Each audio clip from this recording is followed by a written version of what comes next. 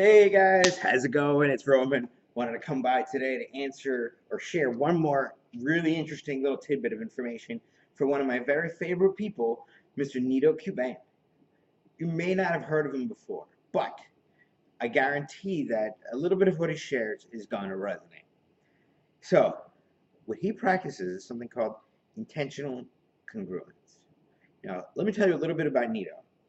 So Nito actually immigrated to the United States from Lebanon when he was younger. He learned English by writing on little cue cards and practicing one or two or three words every single day. Actually, I think it was closer to 10 words a day that he would learn.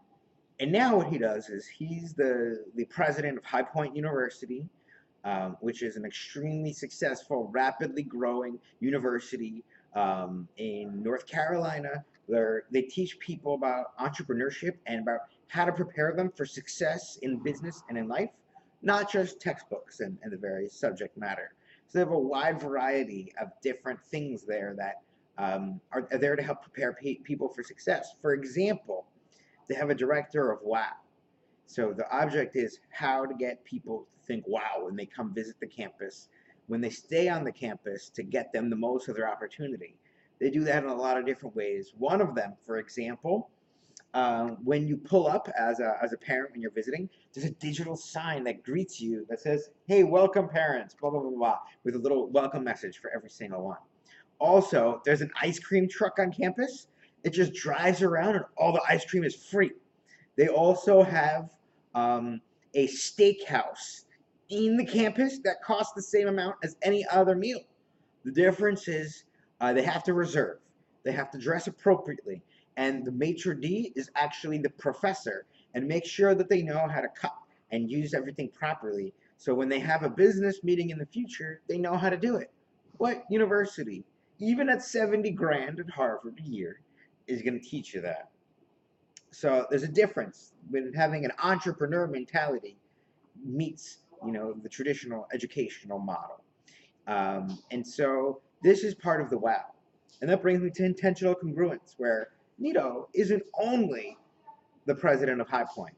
Nito is also on the board of directors of Lazy Boy, of what is it, Harvest Grain, I think, something, and a whole bunch of other boards. And through each of those different things, he gets different speaking engagements and different networking groups. And he taught me intentional congruence because, for example, when he is giving a commencement speech at his university, and he has an example from the Harvest Grain or the Lazy Boy company that teaches an example that has value for the kids. At the same time, they hear Lazy Boy, Harvest Grain. They hear the word.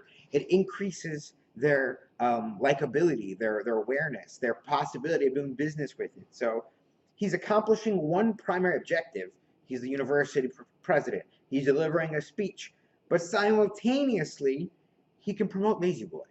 He can promote the grain company. He can promote other initiatives as long as it adds value and it's not just blatantly like blah regurgitating sales messages. That's not the point, but it's part of a story. It's congruent intentionally. He might be working on one project, but it can move 2, 3, 4, 5 projects forward. That's intentional congruence. One thing builds upon the other, can build on the other, and build on the other, and the other, and they all together come out with the maximized result where 1 plus 1 plus 1 plus 1 equals 5. And that's kind of the concept between intentional congruence, right? And so what I've been working on doing is finding out how can I leverage intentional congruence in my business and in my life. And I encourage you to explore that concept. So for me, what I've been able to do is as a marketing consultant, which is my core profession, because I help those small businesses to use the technologies that they struggle with, to use the strategies and the philosophies to match the technology to like a glove on a hand in order to make the best possible results. So I've discovered that, hey, that's my company, that's my baby, but every single business owner if they want to retire and they want to be financially sound, they need financial services. So just because I'm providing marketing services, I have those relationships. How can it hurt me to also offer financial services as part of the equation to add more value to the same relationship? So I'm only really doing one thing, business consulting, but businesses need lots of different services, lots of different things. And not every business needs the same ones. So it's on me as a consultant to find the ones that are congruent, find the other services that apply to each individual business, and just line them up. They don't have to be mine. I'm not going to run a $1 billion financial services company, but I can become licensed and I can find out what the best ones are.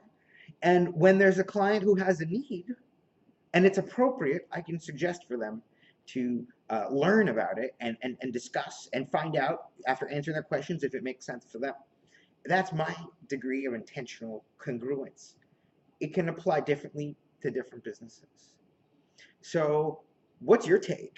What do you think? Do you think this intentional congruence is useful? Can you come up with any other examples of it? Do you have any questions of what could be intentionally congruent to your business? I want to start a conversation. I want to find a way to help. I'm on a crusade to find 100 entrepreneurs around the United States who see eye to eye with me, who want to take advantage of today's opportunities. There's opportunities out there that you might not be aware of that can radically add to your income part-time, leveraging what you're already doing intentionally congruently with another opportunity. And if you want to find out what that is, reach out to me. You deserve to know this information. And once you do, you can decide if I'm full of it or if what I'm talking about is the truth, the whole truth, and nothing but the truth. So help me. So that's everything. If you have any other questions, you know where I am. I'll see you again soon. Have an awesome day.